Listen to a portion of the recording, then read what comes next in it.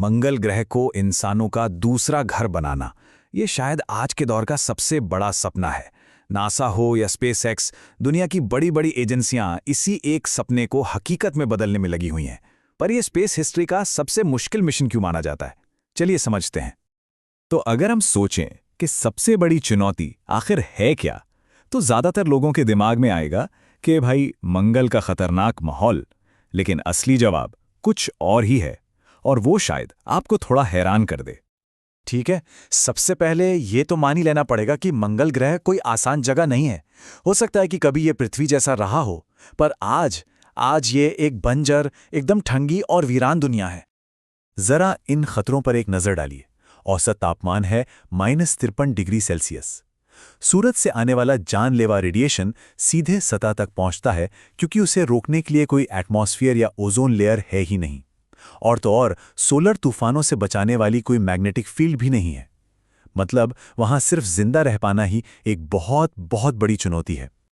पर चलिए 1 मिनट के लिए मान लेते हैं कि हम इन सारी जानलेवा मुश्किलों का कोई ना कोई हल निकाल ही लेंगे। तो क्या रास्ता साफ हो गया? नहीं, बिल्कुल नहीं, क्योंकि असली चुनौती मंगल पर जिंदा रहना है ही नहीं। असली चुनौती तो है वहां तक पहुंचना। मंगल मिशन का सबसे मुश्किल और सबसे जरूरी हिस्सा है वहां तक की यात्रा। ये एक ऐसी चुनौती है जो हमारी आज की टेक्नोलॉजी की सारी हदें सामने लाके रख देती है।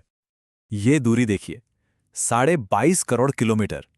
ये कोई मजाक नहीं है।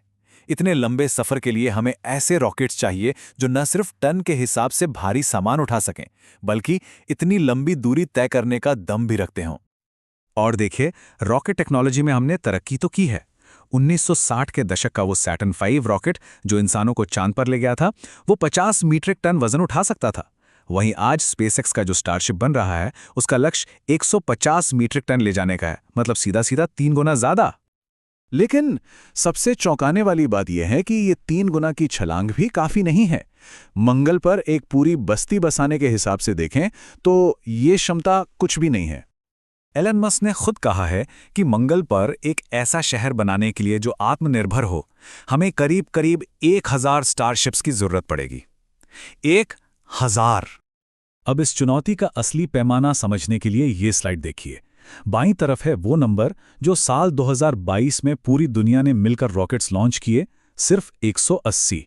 और दाईं तरफ वो नंबर है जो हमें मंगल मिशन के लिए चाहिए, लगभग 900।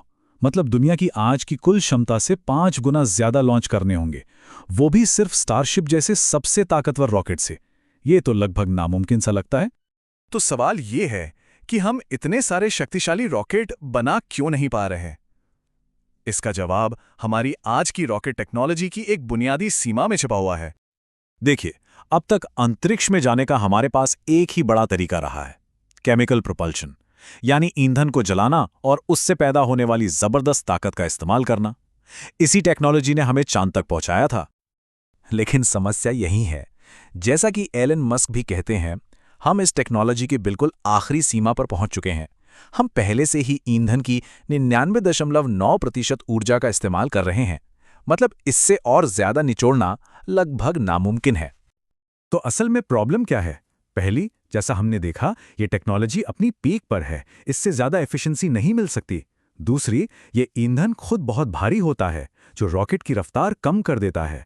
और धीमा रॉकेट मतलब महीनों लंबा सफर, जो एस्ट्रोनॉट्स के लिए बहुत खतरनाक है, क्योंकि उन्हें ज्यादा रेडिएशन झेलना पड़ता है। तो अगर केमिकल रॉकेट हमें मंगल तक नहीं ले जा सकते, तो फिर क्या ले जाएगा? इसका जवाब एक ऐसी टेक्नोलॉजी में है जिसे दशकों पहले भुला दिया गया था, और अब नासा उसे वापस ला रहा है। मिलिए नासा के DRAC प्रोजेक्ट से। इसका पूरा नाम है demonstration rocket for agile cislunar operations. लेकिन आसान भाषा में कहें तो इसका मकसद है एक न्यूक्लियर थर्मल इंजन बनाना, एक ऐसी टेक्नोलॉजी जो स्पेस ट्रैवल का पूरा खेल ही बदल सकती है। और मजे की बात यह है कि ये कोई नया आइडिया नहीं है। 1960 के दशक में इस पे काम शुरू भी हुआ था, लेकिन जब केमिकल रॉकेट से अपोलो मिशन चांद पर पहुंच गया तो इस आइडिया को ठंडे बस्ते में डाल दिया गया।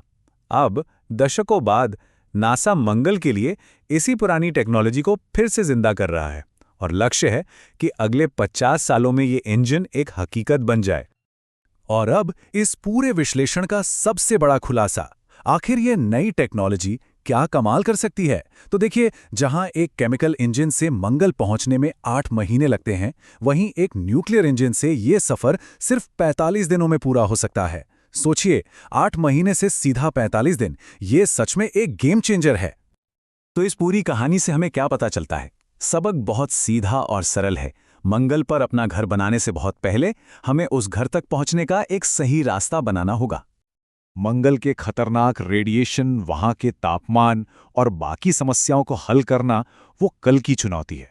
आज की सबसे पहली और सबसे जरूरी चुनौती है ट्रांसपोर्टेशन की समस्या को हल करना। हमें सबसे पहले वहां तक पहुंचने का एक तेज और असरदार तरीका चाहिए। तो मंगल तक का यह सफर ही वो पहला सबसे ऊंचा पहाड़ है जिस पर हमें चढ़ना है। सवाल बस यही है कि क्या नासा का यह न्यूक्लियर इंजन वो चाबी साबित होगा जो हमेशा के लिए इंसानियत के लिए मंगल के दरवाजे खोल देगी? इसका जवाब तो खैर वक्त ही बताएगा।